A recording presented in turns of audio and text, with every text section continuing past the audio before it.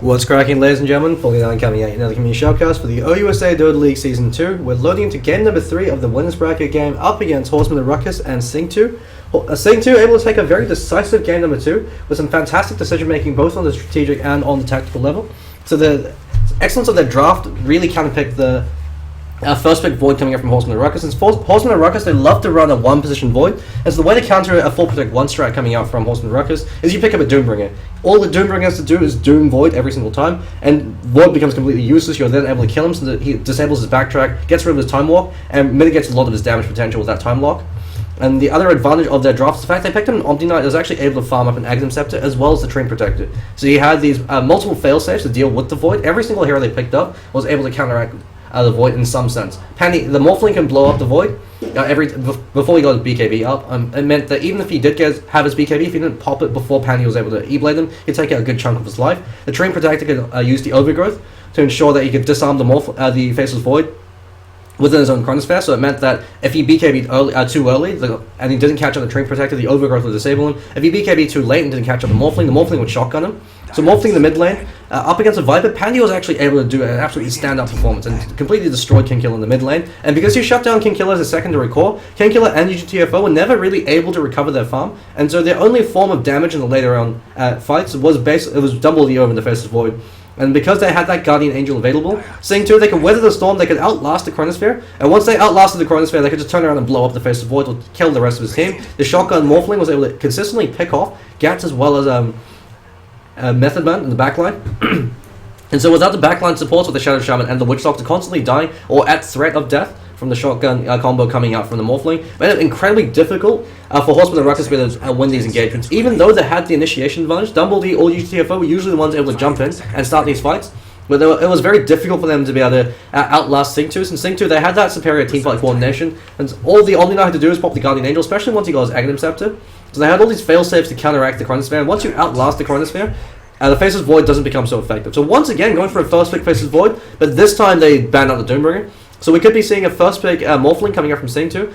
Morphling also does very well against the Void, because A, it's very difficult to catch out the Morphling, since Morphling's always going to be hanging back. You never want Morphling in the front line, you want him as far back as possible from the fight.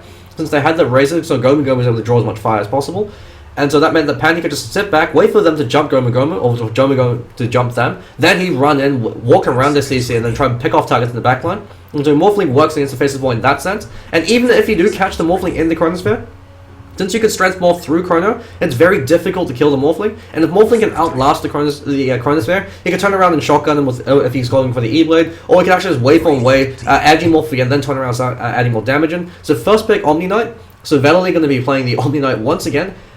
Was a bit questionable, they're sticking to their guns. Omniknight as well as Morphling, so I've got their late game and mid game confirmed.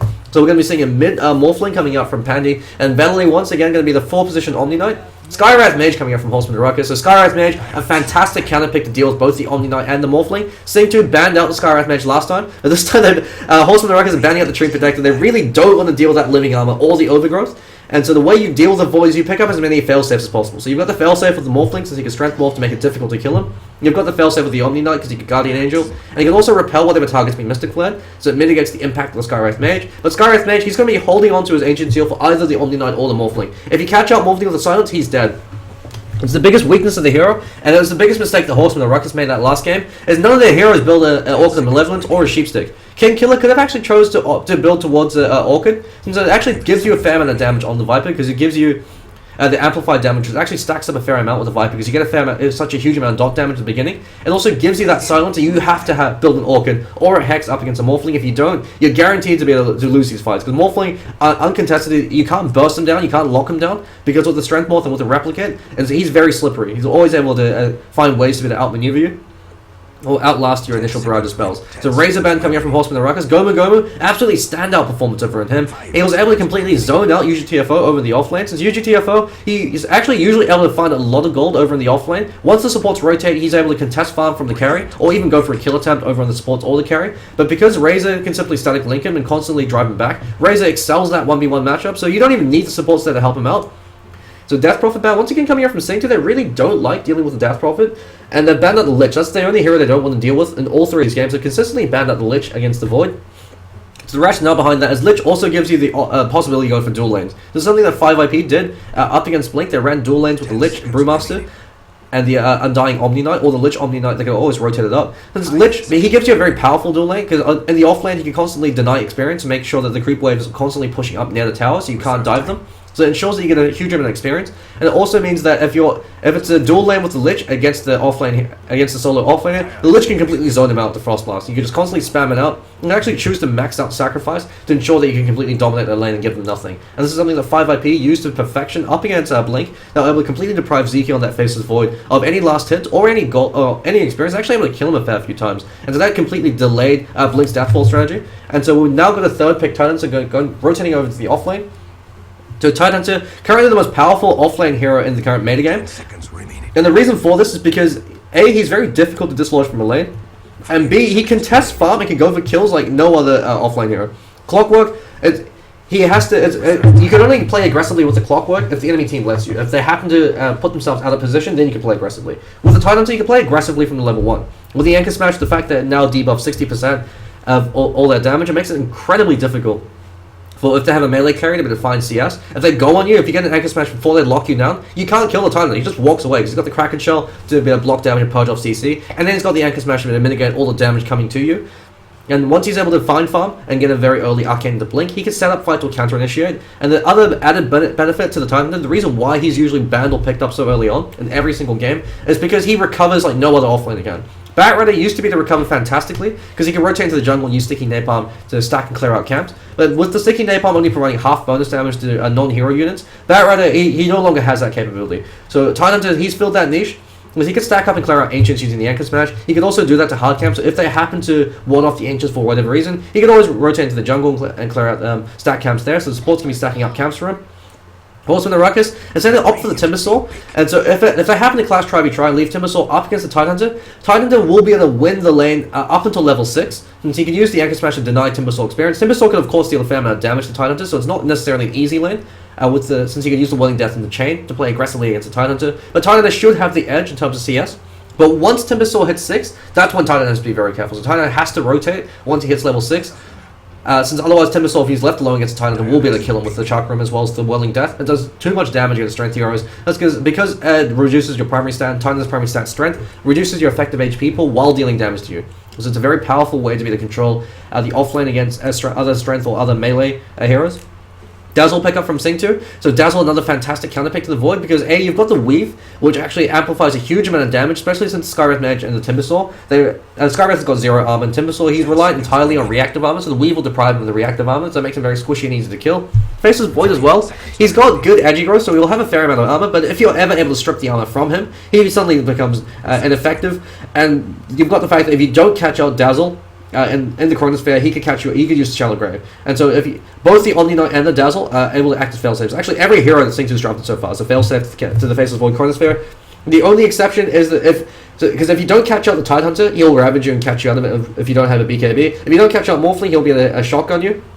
And even if you do catch out the Morphling, he can Strength Morph. If you don't catch out the Omniknight, he's got Guardian Angel. Then you've got the Shallow Grave from Dazzle. And so this ensures that if you catch out Tidehunter, because traditionally Faceless Void counters the Tidehunter, because it's one of the few CC spells that a Kraken Shell can't purge off. So you catch him out with the Chronosphere, then you kill Tidehunter, so he's not able to get that Ravage off. If you try to do that with the Dazzle, so long as you don't catch out the Dazzle just Shallow Graves. The instant the Chronosphere wears off, Tidehunter throws out the Anchor Smash, he throws out the Ravage, and he doesn't care if he dies at that point. He's done his job, he's got that Ravage out, and he can start to fight off that. And so the Dazzle, fantastic counter pick to the Faceless Void, especially in conjunction with the Tidehunter. And then you've got the Omniknight as well. If he's able to farm an Aghanim Scepter like Validity did in the last game, he doesn't even have to be near the fight. It gives him a global range on the Aghanim Scepter upgrade for the Guardian Angel, so he doesn't have to be anywhere near the fight, and that mitigates Omniknight's biggest weakness, which is his huge cast point. But this time they've got the Skywrath Mage, which should be the shutdown either the Omniknight or the Morphling, so Morphling might actually be forced to go for a Link Sphere this game, but that being said, you can always break it with the Arcane Bolt, and so Morphling actually probably going to be forced to go for a BKB this game to ensure that Skywrath doesn't blow him up. Because another added benefit of the Skywrath Mage against the Morphling is if you don't E-Blade the Skywrath Mage can turn around and bolt you right back in the face. He can shotgun you with the Mystic Flask, because you're also taking increased magic damage since you're in the ethereal form as well. and so that could be used as a pseudo counter, but he's predominantly going to be picked up for the Ancient Seal. And so 5th man, Silencer. Silencer also completely shuts down the entire lineup of SINGTO. They love their Death Ball, and they love their one-ball combo team fight. And how do you counter that? You press R with the Silencer. Global Silence destroys every single one of their heroes. Dazzle becomes completely worthless. Morphling, without that Strength Morph to give him the survivability, he's actually a very fragile hero. Very surprised Horsemen and Ruckus opted not to go for the Elder Titan. Elder Titan, one of the best heroes to counter the Morphling, because the natural order strips you of base armor. And all of Morphling's survivability when he's Agimorphed is in base armor. They actually banned out the Sven, which I'm quite surprised about. One of, I guess, is one of Gomu Gomu's better heroes. But that being said, Sven, he needs so many things to go right for him to be an effective carry. Probably not going to be the best pickup for them. Viper still is in the pool, so they could opt for Viper once again in the mid lane. And since they definitely need to pick up a very powerful 1v1 laner to deal with the Morphling, and King Killer this time he might respect the Morphling and play a bit more passive. But the Huskar pickup from SINGTO. Actually, incredibly surprised they opted to go for Huskar, considering the fact there's a Timbersaw. Timbersaw, the greatest counter to Huskar in the game. The instant he gets low, because all his abilities deal pure damage, Huskar, he relies on the magic resistance, as well as lifesteal to be able to keep him alive against physical DPS. But Timbersaw doesn't give a damn. He chakrams you, he throws the well, or he catches you out with a Welling Death. And we're going to be seeing an Outworld Destroyer, so a great counter pick up against the Morphling. So there's no heroes that can really deal with him. The only drawback with the OD is the OD and the Timbersaw. They're very powerful heroes if they can find farming experience, but they're very greedy heroes. You're not going to be seeing UGTFO running around the map doing his usual thing and creating space for the rest of his team. You're not going to be seeing Kin playing hyper-aggressive either, setting up kills. The only guaranteed kill potential he has as an OD is when he has to send these clips. But the advantage of the Huskar is because you have a Dazzle, you've got the Shallow Grave Huskar combo.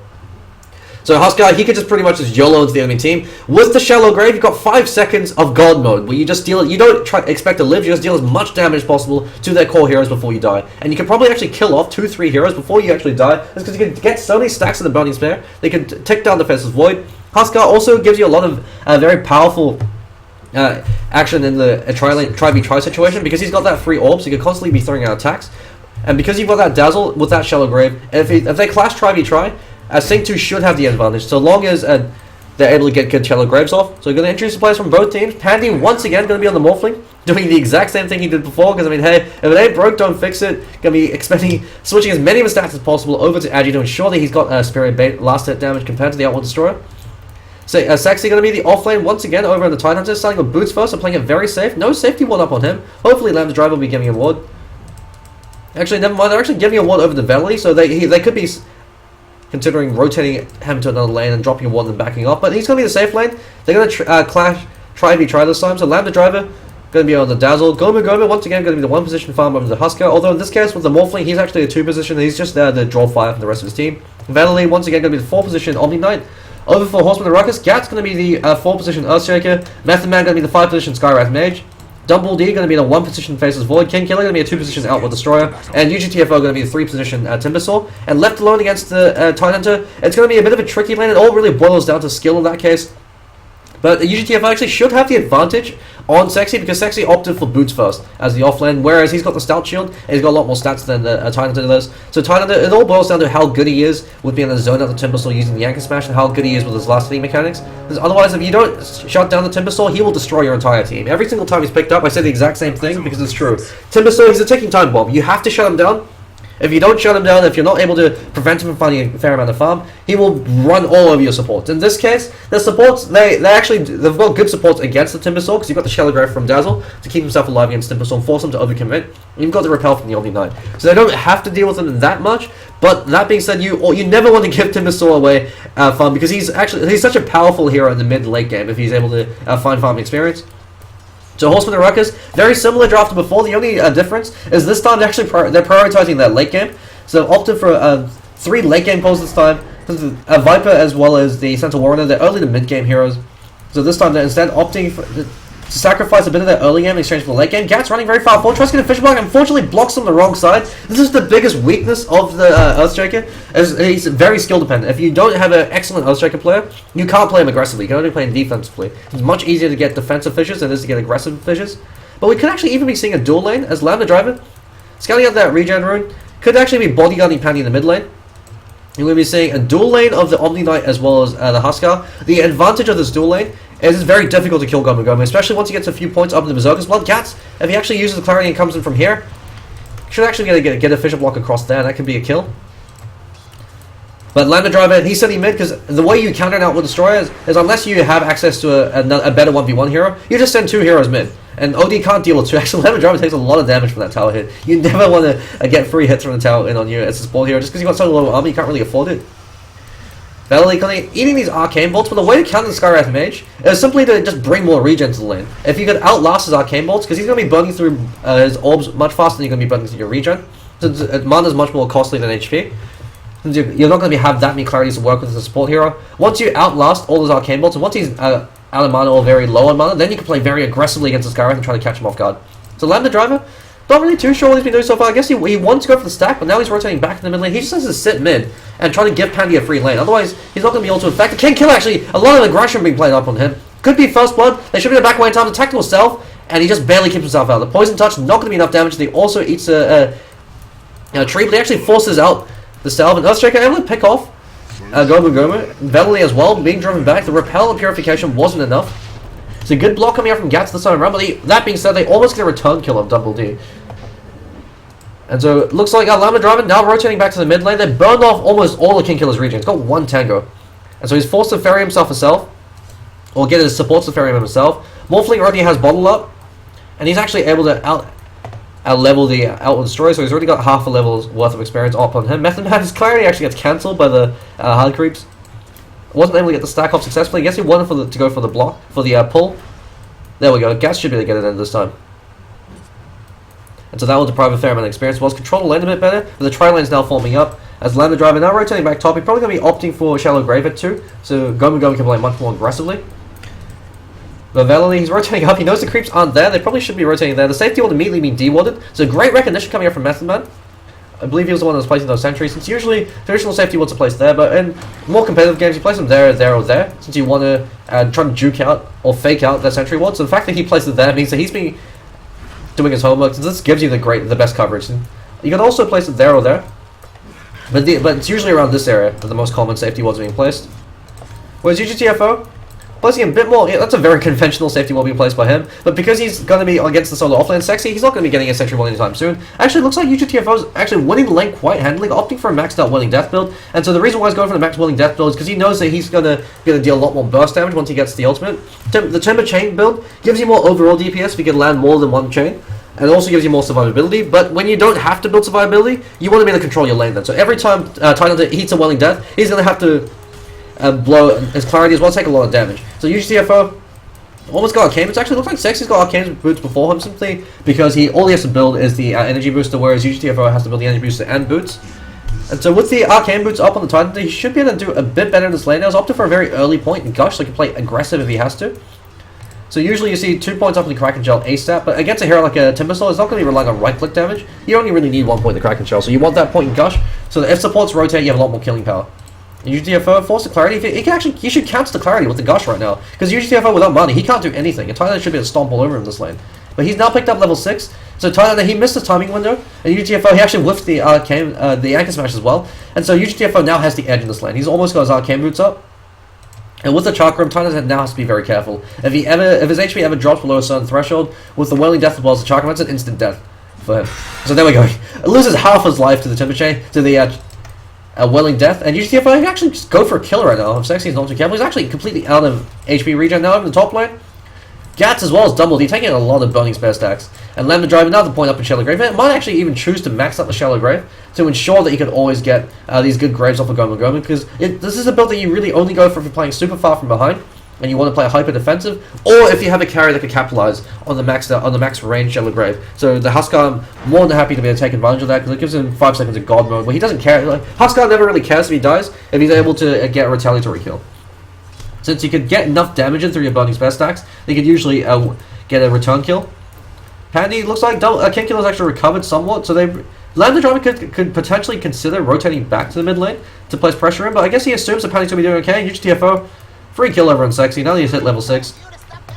Tidehunter, you got to be very careful. You eat the Whirling Death and the Chakram, that's enough to kill you instantly, especially since it took out half his life. Double D, spots out Valley. Valley's got 2 points of Purification, 1 in the Degen Aura. The Degen Aura makes the Omniknight such a pain in the ass to deal with, especially as a melee hero, because it means that you always have to kill him or find some way to be able to deal with the Omniknight, because otherwise he just runs at you And the snare is actually quite potent, especially once you get a few points up on it. Double D taking a lot of damage, all harassment over on Goma. Gat's coming in, but Goma can actually stand his ground. There's a poison touch, and Gat's gonna be taken for one more Burning Spear. There we go. He just turns, he just throws his life away. And so the defensive tri-lane of SINGTO is actually able to do a lot of work because they rely on the enemy team overcommitting. Outworld Destroyer picks up a double damage. Actually looks like he's going to go for a killer around Pandy.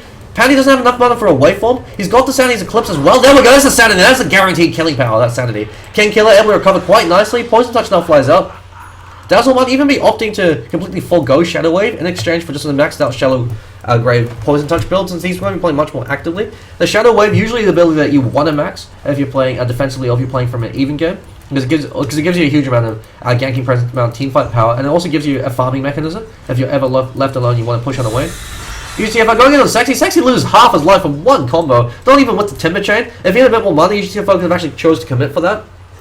But he's just controlling the entire this. He's gone to Arcane Boots, but he hasn't gone anything since then. So he had to win the lane in the first 5 levels. Because once Timbersaw hit 6, it's a lost lane for the Titan. You can't leave him alone anymore. So Lambda Driver now rotating into the bot lane. But it could be too little too late, because they weren't able to contain the Timbersaw. And Timbersaw can actually go for a very easy kill around Lambda Driver if he isn't able to get Shallow Grave off in time. Looks like great Fissure block from Gat, but they're not able to really commit for this. Is Repel coming out from Velily and shots at Goma. He doesn't have to fear anything. Actually, Goma opting not to go for Boots and goes for a Morbid Mask first. Would have preferred Boots before the Morbid Mask, just to give yourself a lot more chasing and kill power. But that being said, the Morbid Mask means that you can man fight a lot better. Now the supports are finally rotating into the mid lane. They have to keep shutting down Pandy. Since if you don't shut down Pandy, he's just going to completely wreck your entire team. As you saw before, if he was able to get anything like a 22-minute E-Blade, the game's over for your team, because you can just instantly kill your support heroes. Gats, looks like the smoke's been broken. And that looks like a Horseman and Ruckus ward, so it shouldn't spot out support rotation, but because it's broken, they have to be a bit careful. Morphling, he's got enough mana to waveform out this time. Actually, never mind. There's enough. Steel was enough. Lambda Dragon is taken down. Support's rotating in. Ancient Seal flies out. Method Man. Actually, the Fissure completely whiffs, and the Repel's now used on Pandy. He turns. So Lambda Driver misplayed, and Timbersaw just cuts you down. This is the biggest issue with the Timbersaws, because I wasn't able to shut him down now. It's too late. You can't shut him down at this point, unless you're able to farm up an Orchid or a Sheep. But in this case, who's going to be farming the Orchid or the Sheep for their team? The only hero that can feasibly go for it would maybe be the Huskar, if you really want to shut him down. But Huskar, he's got other things to worry himself with. He has to build survivability and damage if he really wants to be relevant. So that means that the Timbersaw should be just roll all over the Huskar in these fights. That means that the Shallow Grave is always going to be used just over on the Huskar to keep him alive. Ancient Seal being used in Sexy to prevent the Ravage, but Shallow Grave being used as well. King Killer now forced to back off. So the Haste Rune, he's got that Haste Rune to ensure that he can die, but now he backs off. UCFO actually taking a fair amount of damage. Method Man's there winning the wings. Method Man is completely out of mana though. He's got stick charges. He's still going for the maxed out Arcane Orb build. Would have actually preferred a maxed out Ancient Seal build, because they're playing against the Morphling, so you can play much more active and Sexy. Throws out a Ravage. Purification lands as well, and they turn over a King Killer. His support isn't there. Method Man completely out of mana as well as UGTFO. No idea why he ran that far forward and gets in the mid lane. We could be seeing a deja vu again, as Panic chooses to throw in a few more right clicks, harass him back, and commit for the kill with the waveform. Especially since Earthshake is out of mana. So Pandy, he's got that option available, no replicate this time. And he's picked up the Gloves of Haste, so he can try to convert that into a Midas. But without a kill goal he had from the last game, it's going to be a much more delayed Midas. So we could be seeing something like a 14, probably going to be a 14 to 15 minute Midas, unless they're able to get kills on towers at the rate that he's farming. But never mind, he's deciding not to go for it because he knows it's going to be too delayed. So he instead goes for Treads. So that means the Morphling's farm isn't going to be as effective. But that being said, Double D, he's had his Midas up for a fair amount of time now. And so while the net worth for gold currently going in favor of Horsemen and Ruckus, 2,000 net worth is invested in the Hand of Midas, which isn't really going to pay for itself until 7th or 8th use. But on the bottom lane, Titan actually gets a kill over GTFO. So good turnaround kill coming out from Sexy. And with that Ravage, looks like he's actually going for a mech first, but before going for a Blink Dagger. So they know that Horsemen and Ruckus are probably going to be initiating on them, because they've got the Faceless Void, and because they have the Earthstriker. And so they're instead preparing for the counter initiation. And so SINGTO, very uncharacteristic of them. Usually they love to go for the the ones initiating and going for the one-way combo. But this time, because they know that the Void's been picked up, it's difficult to initiate against the Void, because the Void can always turn around with the Chronosphere once you encounter initiate with that, unless you pick him off. And so it's much safer to instead build for the failsafe. You have all these failsafes in action. King Killer doesn't have the Sanity's Eclipse, but he doesn't have an early point in Orb. He really likes to go up for an early point in Orb. Usually you want to max out Essence Shift, the Essence Orb before you go for it, because it gives you the mana. But King Killer caught him with the Poison Touch, as well as the Weave. Dazzle, Cat loses half his life, just from the Purification. That's a free kill going over on Pandy. Pandy caught him with the Astral. Lambda Driver being driven back. He's got the Repel up on him. The Repel also mitigates a huge amount of Outworld Destroy's damage, since pure damage gets mitigated. Goman can choose to dive this. He does so. He's got the Helmet Dominator up on him. There's no Shallow Grave, and he just feeds. TFO gonna chase away Velalee. Velalee's got the Repel up. Titan does come in and get a retaliatory kill. The Sexy once again able to clean up King Killer. TFO not really able to accomplish all too much, as there's no support available for him.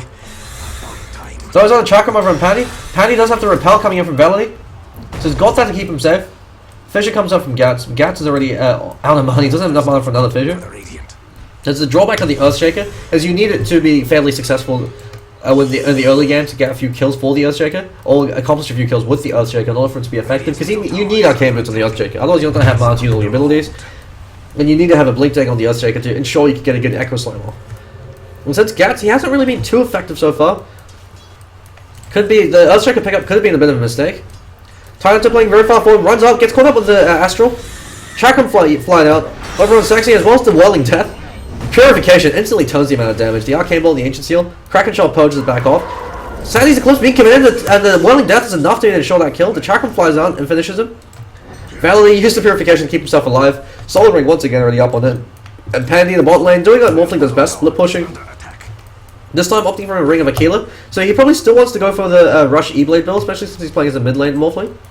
If you play as a safe lane Morphling, and if they didn't have a Skywrath Mage could instantly burn off your Lincoln Sphere, you probably want to go towards the Lincoln Sphere, because it's a great farming item on the Morphling as well as a fighting item. Velalee caught up the Silence, so that's the Skywrath Mage counter pick, working very well, using the Shadow Grave to keep himself alive a little bit longer. Now he's got the Repel off, so he's going to mitigate a fair amount of damage. He actually Soul Race, used the Guardian Angel to ensure he can escape. King Killer can actually commit for this with the Arcane Orb. The Arcane Orb doesn't, it completely disregards the armor coming in.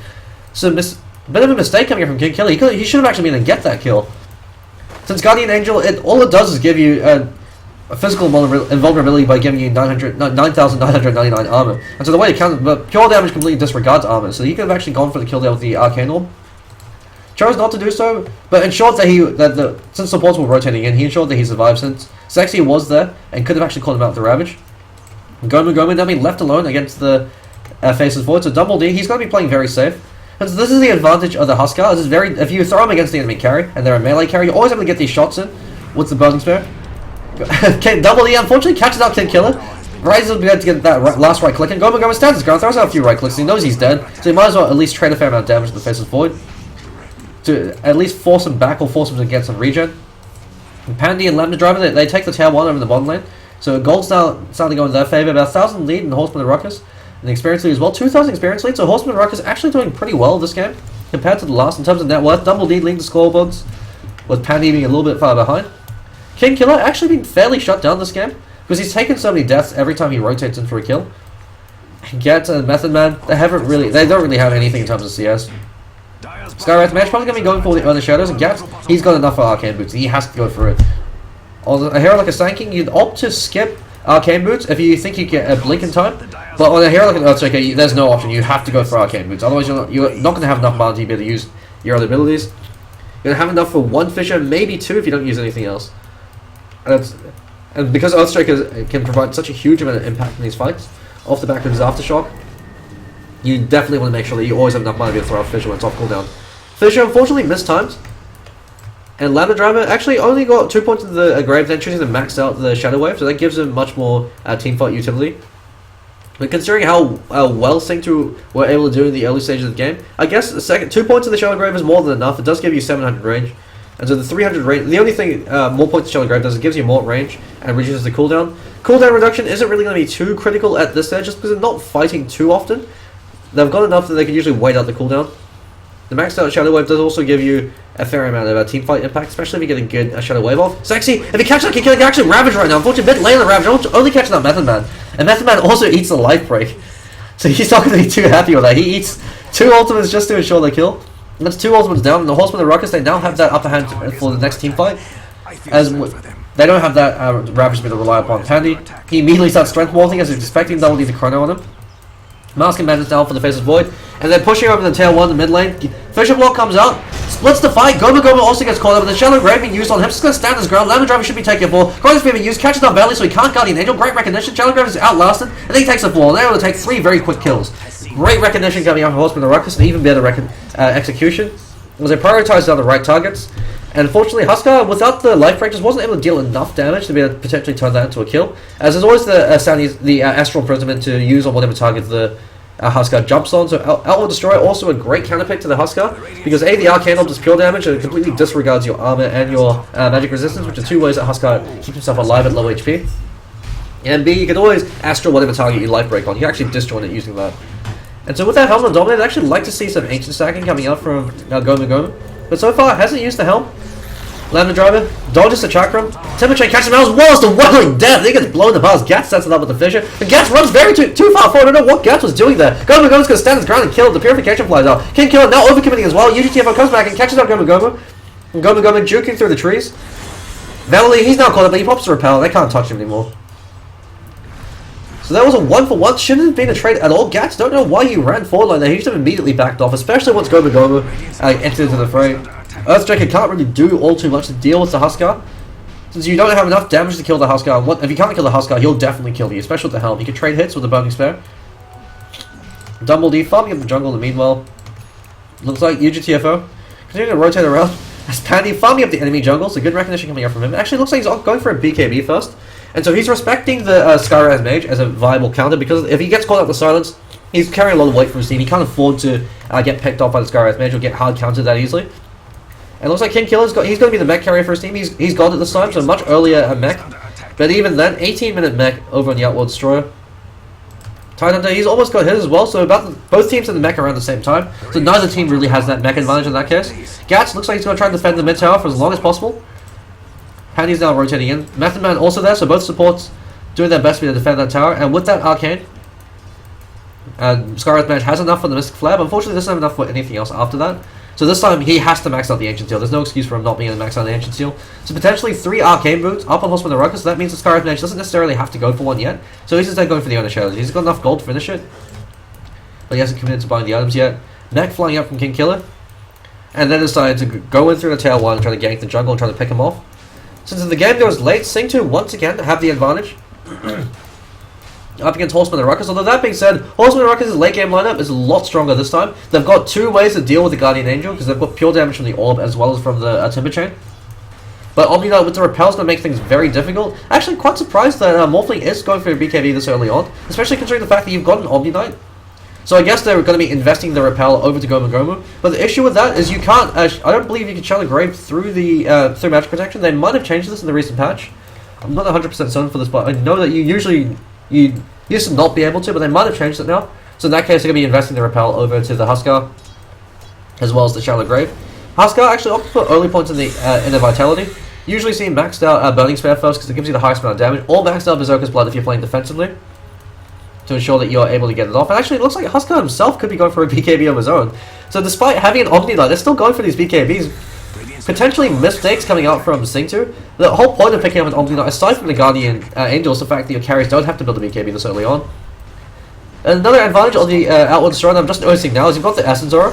It's going to be fantastic with Skywrath Mage, because constantly throwing out abilities. Goma can choose to commit over for UGTFO, but he's got the Timber Chain, he's baiting it out. Sexy, or he loses half his life from the combos coming up from him. UGTFO can actually go for a kill, as the Chakram lands. 3 mana! Cargo's fair, but the Guardian Angel immediately flies over. Unfortunately, doesn't catch Goma, so he's going to be taking a fall. Shallow Grave on Sexy, and shows a 4-man Ravage, and things can be turning and falling down. Astral Boom keeping alive. Gats gets a great 2-man Echo Stomp, especially in conjunction with the rest of the heroes.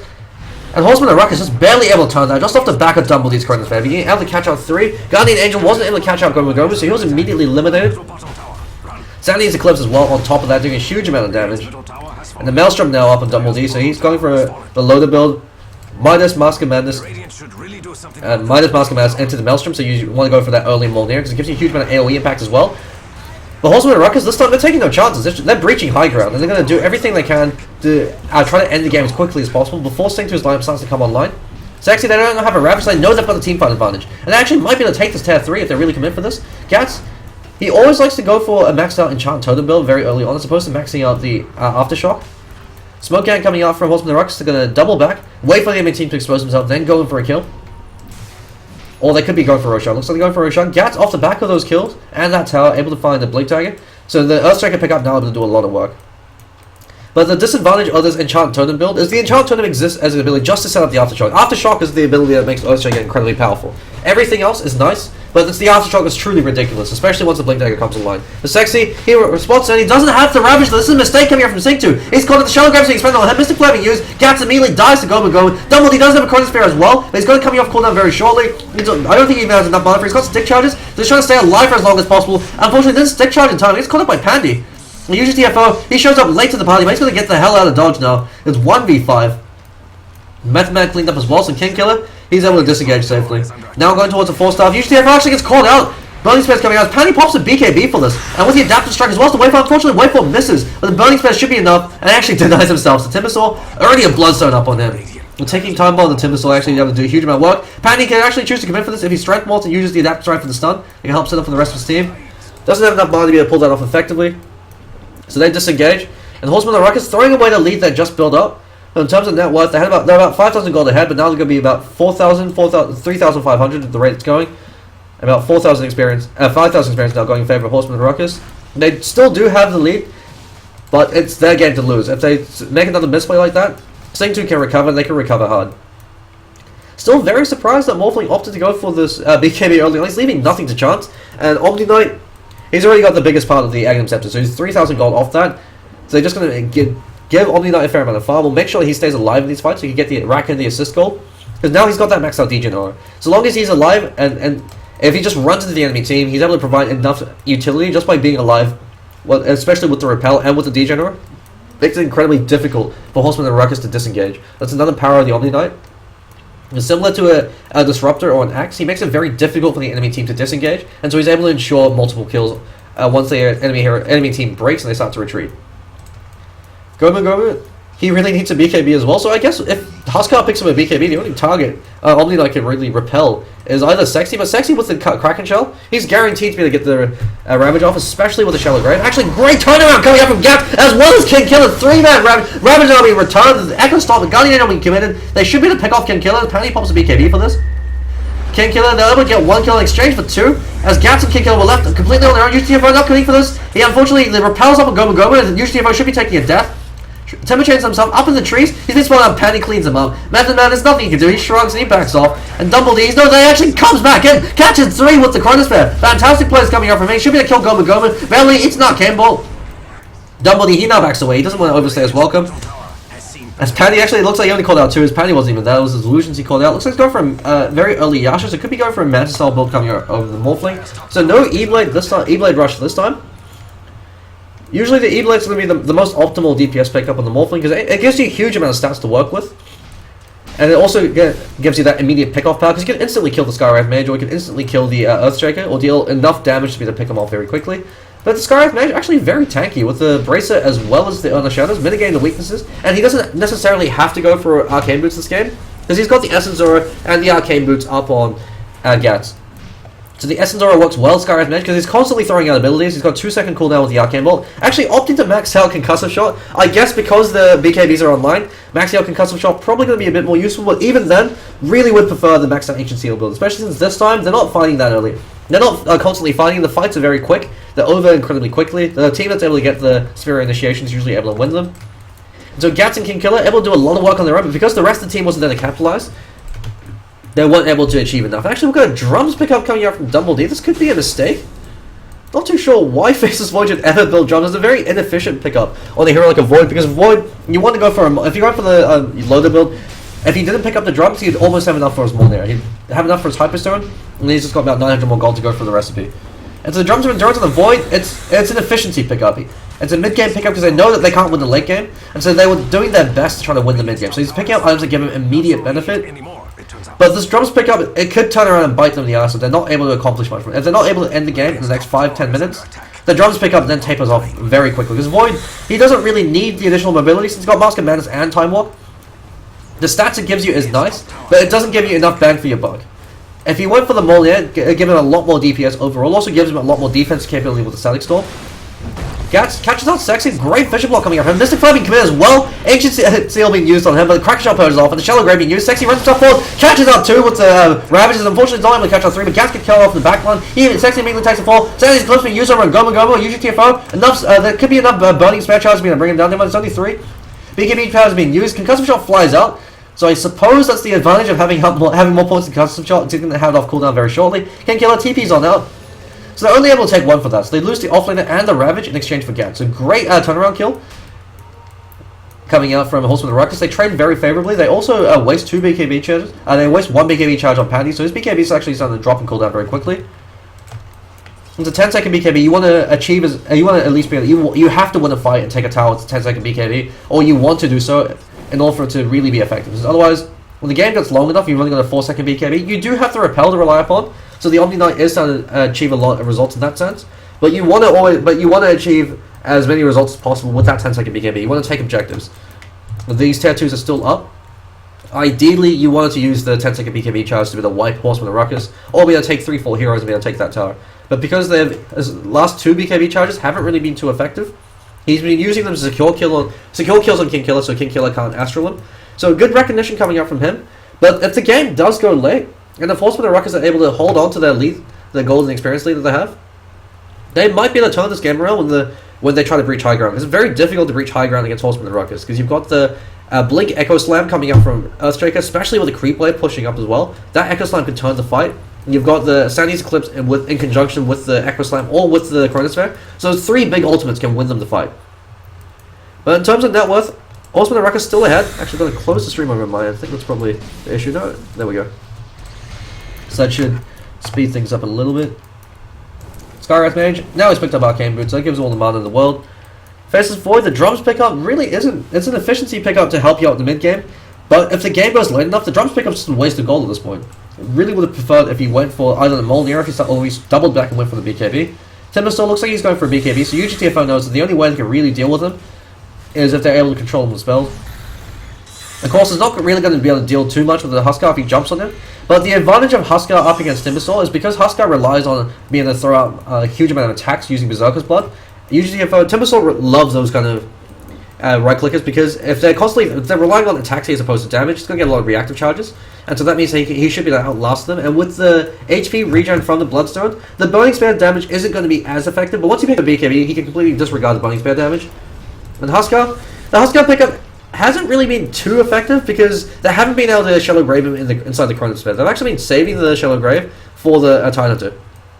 Because the Huskar pickup might be a bit more relevant later on, but Huskar's a hero that you have to get ahead and stay ahead with as a semi-carry, and as a very powerful early to mid-game semi-carry. Unless he gets a lot of items, he kind of tapers off. Bentley, 400 gold off the Aghanim Scepter. So Horsemen of Ruckus have got a very delicate timing window that they have to capitalize on to try to breach high ground. If they win one more fight, they can definitely breach mid and try to take a center axe. But if they don't, the game goes late enough. When you're fighting against the Guardian Angel, since there's no natural Hex carrier for the Morphling. Oh, I guess the King Killer could go for the Morphling, and there's no natural Diffusal carrier. The Guardian Angel is always going to be able to deal a huge amount of work. Blink Dagger now picked up by Sexy. So now you have to deal with the initiation coming in, power coming up from SINGTO. D-Warding coming up from Lambda Driver to deprive them of vision. So Horsemen of Ruckus, they've got one very aggressive ward being placed there. That doesn't actually give them too much utility compared to the ward being placed there, because this at least spots up Roshan attempts. This ward doesn't really give you too much in regards to aggression. They've got a defensive ward being placed there to spot out rotations into their own jungle. Would have actually preferred this ward to be placed here, since in conjunction with these 2 wards, you ensure that they can't gank this area without you knowing it, unless they smoke. Whereas the boys from SINGTO, they've got one very aggressive ward placed there over on Roshan, but considering they're always smoking into Rush, seems to be a fairly negligible factor. Would actually like to see a bit more aggressive wards coming out from SINGTO to try to pick off Horsemen of Ruckus, because Horsemen of Ruckus, they're really reliant on fighting as 5.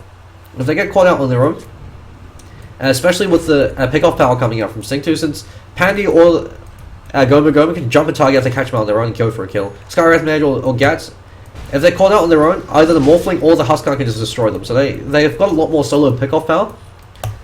And because Horsemen of Ruckus, they really don't want to have to expend their Sanities or their Chronosphere unless they're fighting as 5.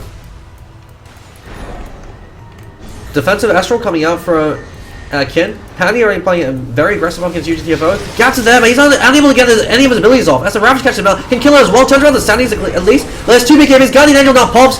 Mystic Flare flies on, but splitting on 2. Valley, the standing is gone, use the Purification, use the TFO, now he's caught up with the stand, the DJ Aura, got Temperature himself as a safety, Yule Scepter himself up, keep himself alive. Actually, whose Yule Scepter is that? Looks like Lambda Driver has a Yule Scepter. Great Timbersaw coming up from UTFO, and with the Whirling Death, should be able to save himself. So they lose 1 for that. As King Killer, actually, did he buy back into the game? No, never mind, he took the fall. So he was able to keep himself alive, and they did kill Sexy in the backline. So once again, trading the Titan in exchange for the Earthshaker, but they waste the Chronosphere as well as the Sanities, and so they know they can group up and fight now. That being said, they don't have the Guardian Angel, so they have to be a bit careful. They don't have to Ravage as well. Shadow Grave being used over in Panty as well as to repel. They stand their ground, double D, he's on Mold here now, up. Stands his ground, Goma leaps in, the leap being partially destroyed, Goma eating up the Mystic Flare, and Double D's able to right-click him down. So SINGTO now on the retreat. Pandy, if he gets caught with a stun, there we go. Time Lock flies up from Double D. It's pretty much a guaranteed stun now as a PRD. They're able to turn around and recover quite nicely. Horsemen and Ruckus, great return kills coming up from them. And Lambda Driver caught up by Gats. Gats catches him out with the Fisher. Great Fisher block. One more Echo Stop. There we go. The enchant turned enough to ensure he gets the kill, with a bit of help coming out from the Aftershock. And so 5,000 gold lead in favor of Horsemen and Ruckus. And about 7,500 EXP lead. That's starting to turn the game around. Now they've got the advantage in their favor. They should be able to take a center racks. There's no way SINGTO can defend this unless they have buybacks, but it looks like none of their core position players have that buyback available. So fantastic fight coming up from Horsemen and Ruckus. SINGTO, they weren't able to chase down Horsemen and Ruckus. They were able to safely disengage and then re-engage when the ultimates from SINGTO were down. So Tier 3 tower being breached. They immediately focus firing and prioritizing the melee racks this time because they know they can kill it in time. Heroes are respawning, but they've got a 10-second window before Pandy comes online. They know they can take the racks and back off before Morphling back. And so they just want to prioritize the melee racks. They can go for the range racks if they really want to, and they should be able to do so since Morphling isn't up yet. And now they back away. They're going to disengage to get ahead and stay ahead. And try not to throw the game. To go at 7,500 gold lead now in their favor, but the 10,000 EXP lead, 11,000 EXP lead, that could be the critical factor. And so Dazzle with the Yule Scepter, actually able to do a fair amount of work as well. If he gets caught out with the Mystic Flare, he can just Yule Scepter cycle himself and waste out the Mystic Flare. Faceless Boy with the Mjolnir. Now he can look towards going for a BKB, but the drums of endurance hasn't really been giving him anything. He could have gotten that a lot earlier if he chose not to go for the drums, but that Mjolnir being able to provide a huge amount of damage in that fight, because it gave him the attack speed to be stun lockdown. Pandy to ensure that kill. And Dumbledore now farming up the Ancients. The disadvantage of going for a Mjolnir build up against the Huskars. Of course, Huskar doesn't give a damn about magic damage once he gets the magic resistance up from the Berserker's Blood. But because he's able to right-click so quickly, because Faceless Void has a fairly high damage, fairly high amount of damage just based off the stats, you're still able to just simply right-click him down just to stun lock him. And so it's not the most efficient pickup against the Huskar, but still not too bad if you're just man punting against the Huskar, because you're guaranteed to get stun procs off. Chronosphere is up, Ravage is up as well as the Guardian Angel, and SINGTO, they're kind of split up. When they get caught out with a 2-3 hero Chronosphere again, Dumbledore, he's waiting. He's waiting, so he's going to... UGTFO is going to be a bullet catcher for his team. He's going to be up in the front line, see if they try to initiate on him. He's going to BKB up. So if he's quick with his fingers, he can BKB as the Ravage flies. And Dumbledore, he's putting himself in good positions of playing like a Sand King. He's just trying to set up the rest of his team with his ultimate. If he gets a good chrono, that can win the game right now. Very aggressive one being placed by Horsemen and Ruckus. They should be sentryed out fairly soon. Since once you breach high ground, you negate the biggest advantage of high ground is the fact that you don't see where the enemy heroes are, and you've got absolutely no way of finding out. If you commit for a ward, it's very obvious that you are going for the ward, and if they've got a hero like a Punch or a Clockwork, they can actually pick you off when you go to ward. And so it's the reason why it's so difficult to breach high ground in certain lineups. Sexy blinks himself forward. Gosh, he's using CFO, he just turns around the chakram. And Dumbledore playing very passive and very patient. They know that this team fight could potentially determine the fate of the game. CFO turns around with the chakram. He's just being able to clear out the creep waves. It's very difficult to push against Timbersaw for this reason. And SINGTO, they're backing off. They've placed a very aggressive ward up on the high ground, but this is a very obvious ward spot. And so that should be de-warded out fairly shortly. He's already been pinged out by Method Man, and he's got sentries playing out to him. He's almost got a 4-staff, so you should be able to use that to advance his recovery farm. And Morphling, because he wasted about 4,000 net worth on that BKB, considering the fact he had an Omniknight, he's only got BKB as well as a Mantis Cell. Compared to the last game, where because he had that E-Blade, he was able to deal with the Void. This time he can't deal with the Void. It was very difficult to man-fight the Void with a Mantis Cell. You want to be able to kill Void very quickly, huge amount of burst damage, or unless if you're far ahead in terms of gold, but because Dumbledore actually has the gold advantage this time, in terms of net worth, if he man-fights the Morphling, Morphling really can't man-fight deal with the Void. So if he decides to go for an E-Blade now, if they can hold out and try to hold on to their tier 2s and their tier 3s until they get a E-Blade, then the Morphling starts to really deal a huge amount of damage. Right now, just with the Mad Style, he's just not really dealing too much damage. If they have the E-Blade available as opposed to the BKB, when they go with the Ravage, they can instantly pick off a hero. With the Ravage as well as the Shotgunners, one hero down, you start to fight very effectively. You can actually even, if you catch out Dumble, you can even go for a kill up on him. UGTFO trying to zone out SINGTO because they know they're going for Roshan right now. When Roshan falls, Sexy now blinks himself very far forward, caught out the Astral. Misplay's coming out from him. I don't know why he blinked himself forward as Roshan died. Caught out the Ancient Seal as well. He got some drop flies out. Echo Slam comes up with Gats. Unfortunately, doesn't catch anybody. The huge misplay coming up the Crossfit. Catching his own teammates as well. But Pandy is called out. He's strength morphing of his life. Holmes the BK. He's trying to man fight, but he's been taking a fall. It's Dumble D. Even though he called his teammates, he's able to achieve enough with the results. He didn't catch out King Killer. He's able to get the standings off. And 4-staff now up over a Method Man. Was Sexy throwing the game by blinking that far forward, forcing the rest of his team to commit. Gomu fleeing for his life. Dumble D doesn't have time walk for a few more seconds. He actually life breaks to a creep on short retreat. And the BKB's being picked up by SINGTO. Very questionable decision making coming up from there. I don't know why they opted for BKBs when you pick up an Omniknight. That 4,000 gold could have better been spent elsewhere. No ancient stacking coming out from the Huskar. If Gomu opted to, I guess if Morphling went for a BKB, Huskar can't go for a BKB as well. He has to go for an armlet. He has to go for damage, so he can be relevant in these fights. Because then you can repel him, and Pandy can. You don't need to repel from Pandy. Because right now the only hero you can really repel is either the Omniknight himself or the Tidehunter. And even then, Tidehunter doesn't really give a damn because he's got Kraken Shell. And so the only hero you can really repel is the Omniknight. And Omniknight doesn't really give a damn if he gets stunned or not, so long as he's able to get his ultimate off. Guardian Angel keeping him alive. Gomu standing his ground against Dumble D, but Dumble D should probably get the kill. Pandy now comes in, and with the Burning Spear, damage actually is enough. Adaptive Strike brings him down. King Killer gets smacked down as well. The throws coming out from Horsemen and Ruckus as the great turnaround kills coming out. With Dumble D, he's got Chrono Spear coming off cooldown. One more second, actually turn around and catch out the entire team of the Chrono Spear. Catches out 4, smacks down 11 times. There's no show of grave. Turns around Bentley, no purification for you. UGTFO stands his ground as well as the Chakram and the Timbersaw gets 2. Pandy now backs out, he replicates out. Actually, never mind, he replicates in the wrong unit as he waveformed. Pandy throws. And Horsemen and Ruckus, they won the game off the back of throws coming out from Sexy as well as Pandy. Goes to show you the importance of a single mistake. As immediate pings are coming out from Dumble D. Says, let's take the racks. Creeps have breached high ground, so there's no more backdoor regen. There's no Guardian Angel to be defend the racks. Actually, fortification is available for the Radiant side. They're choosing not to use it. And so SINGTO, I guess they decided the game's too far for them to be able to recover. 15,000 gold lead now in favor of Horsemen and Ruckus, and about 20,000 EXP lead. Things were rough for Horsemen and Ruckus. SINGTO definitely had the capability to be able to turn this game around, especially with the sloppy fights coming up from Horsemen and Ruckus at the beginning. But that Roshan engagement completely turned the tide. Sexy overcommitted, he blinked in, forced the rest of his team to commit. They picked off the Tidehunter, he got a pretty poor Ravage in, and because they all clumped up here, Dumble was able to catch a 3-4-man Ravage, 2-3-man Chronosphere, even though he called out his teammates. Because he called out the contingencies for the Void, they couldn't deal with them. They couldn't get the Guardian Angel off in time. They were able to kill him, wipe them there. Then over in the mid lane, over in the top lane, they almost had it, but Pandy unfortunately threw it. If they were able to disengage after they burned the Aegis, they would have been fine. But instead, they got greedy, they tried to fight the Void, and Void's Chronosphere just came off cooldown. So that was perfect timing with Dumble D. And now he's got a Butterfly up as well as a BKB. He just picked up 2 huge items off the course of that fight. So Dumble D's only taken 1 death this time. So compared to the last game where they're able to contain the Void and control them somewhat by finding equal amounts of farm over in the other 2 cores, this time, because Horsemen and Ruckus have a much more effective tri-core lineup, because you have to shut down all 3 of them, Dumble D is able to find farm, because they placed too much pressure on King Killer. So King had a very difficult game, but UGTFO and Dumble D were able to recover nicely and create space. And so the effectiveness of the tri-core lineup really being displayed for Horsemen and Ruckus. This time they learned their mistakes. They knew that instead of preparing for the mid game, they should really prepare for the late game. Up against SINGTO, so SINGTO with the Omniknight as well as the Dazzle, their lineup is inherently defensive. They don't have a lot of aggressive killing power unless they're able to catch you out of position.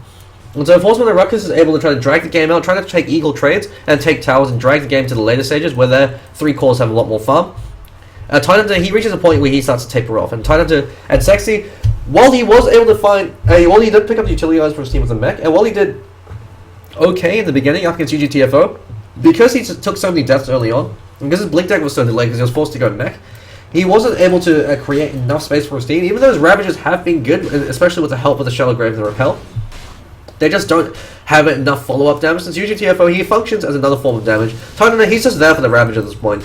He's simply there for the initiate or the counter-initiate. The Anchor Smash is also nice, but he's mostly there just to set up the rest of his team. But he's mostly there to set up Pandy and Goma. And Goma, because he went for such a strange item build, I mean, the Helmet Dominator and the BKB, those are fairly standard items for a Huskar if you don't have an Omniknight. But when you have an Omniknight, you don't need to go for a BKB. You should have opted for something else instead. Now he's picking up a Sage, so perhaps going for a Halberd.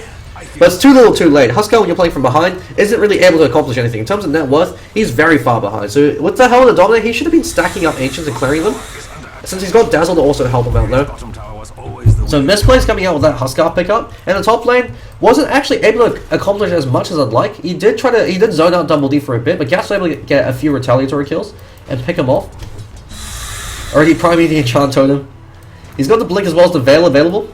Veil of Discord, a great pickup on the Earthshaker, but the Aghanim Scepter is in terms of damage is far superior on the Earthshaker because it doubles the amount of echoes you get. And so long as you're able to land an Echo Slam on more than one target, it's going to give you more damage for your money. But that being said, Veil of Discord also amplifies the damage of everybody else. And when you've got a Skywrath Mage and an Outworld Destroyer with the Sanities, definitely this very a pickup.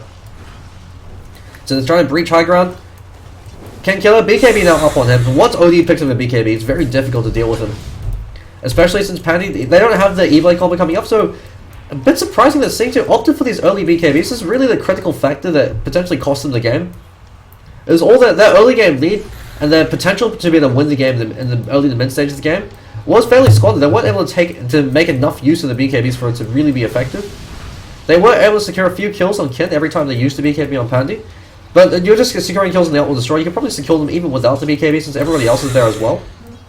And Tidehunter, no Refresher Orb or Shiva's Guard in sight. And so he's pretty much been turned to one trick pony. Goma and Welling, the Chakra doing a huge amount of damage. So while the Huskar pickup is fairly questionable because they've got two counters. They've got the Huskar Dazzle combo with the Shallow Grave, but they haven't really been able to make too much use of it. The Shallow Grave's always been used over on Sexy to ensure the Ravage. And so the Huskar has been completely controlled and destroyed by King Killer and by UGTFO. And so the pure damage is enough to be to cut through Huskar when he's at his critical point.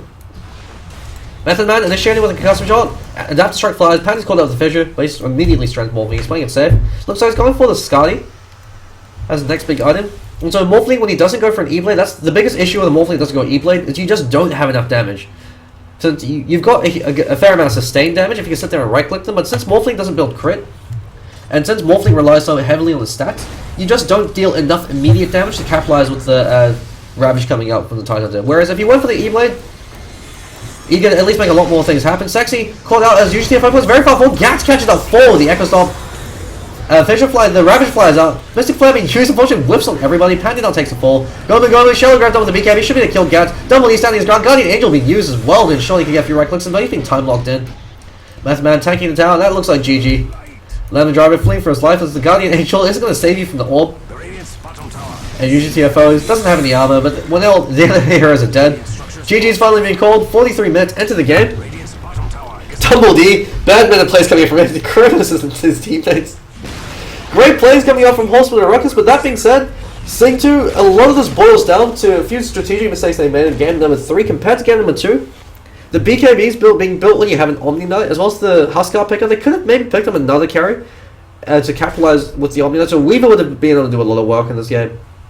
But that being said, Horsemen and Ruckus, they played very well. They're able to disengage and re-engage, so they capitalized on the sloppy execution coming out from SINGTO. As Sexy, while he did get some good Ravages in, they weren't able to kill them within those Ravages, and so they were able to disengage with utilizing their 4 stars in the Astral to be able to keep our King Killer alive. And then once the ultimates wore off and they had their ultimates online, they could then turn around and re-engage. And so great recognition coming out from Horsemen to be able to fluidly disengage and re-engage like that. We're going to catch out SINGTO when they overcommitted. But the game really turned around with that Roshan engagement. Sexy blinking in, finding himself out of position. Then the rest of SINGTO decided to commit to that. If they'd all backed off and just lost the tide, they would have been able to at least have that comeback recovery, or at least have a chance of turning the game around. But because they all committed and were all called out and destroyed, that really ended the game for them, because they were able to take a set of racks off that. They were able to get so far ahead in gold that SINGTO, even though they were behind in gold throughout the entire game, their lineup, they could, because they were able to still recover, they still should be able to win these fights just off the back of their ultimates, with the Guardian Angel to ensure, and the Shallow Grave to ensure that Huskar's able to get all this damage off on these engagements, and Morphling's able to consistently hang around in fights and deal damage. But because they went for some inefficient builds with the double, it really boils down to the double BKB on both the Huskar and the Morphling. If just Morphling or just Huskar went for the BKB, and Morphling instead went for an E-Blade, the game would have turned out completely differently. Because Skywrath Mage, she's only taken 2 deaths in this game. They weren't able to deal with the Skywrath because he can just simply hang back. And Skywrath, while he uses as a support hero, he deals a huge amount of fight. He provides a massive amount of utility in his engagements. With the Ancient Steel as well as the constant Arcane Balls from the Mystic Flare, you have to be able to find a way to be able to pick off the backline. Because the only backline hero they could reliably kill for Horsemen and Ruckus with Earthshaker, that's because Earthshaker is constantly jumping into you and jumping at you. They were able to win that game. So it shows you the importance of items in this game as well as the importance of the backline. Because they couldn't kill off both Earthshaker and Skywrath, and because they're forced to prioritize the 3 cores, Skywrath Mage can hang around the background and provide a huge amount of utility for his fights. Whereas Dazzle and the Omniknight, they're constantly in the thick of things, and because they're constantly using their abilities to save other teammates, they're being picked off on return. They without that backline, SINGTO completely fell apart. So they needed a bit more lockdown. So maybe would have preferred the Wraith King would have actually worked very well with this lineup. Because you've got the Wraith King to run at them, while Morphling builds for an E-Blade. And so in that case, Wraith King is there to draw fire. So they could have actually gone for a Gomu Wraith King, and that would have worked out a bit better. Although that being said, the Outworld Destroyer does work very well against the Wraith King. So if they're able to pick a much more aggressive carry, as opposed to the Huskar only works if you get really far ahead. But since they had dual lanes from the start, Lambda Driver also rotating constantly back and forth between the mid and top lane did delay them a lot. If he simply sat there mid and ensured that Pandy was able to completely dominate his lane, then Pandy could have opted for another 10, 11 minute minus, and that would have given them a much better late game. But that being said, a great performance coming out from both teams, so that'll be it for tonight. So stay tuned for more, sometime hopefully later on in the week.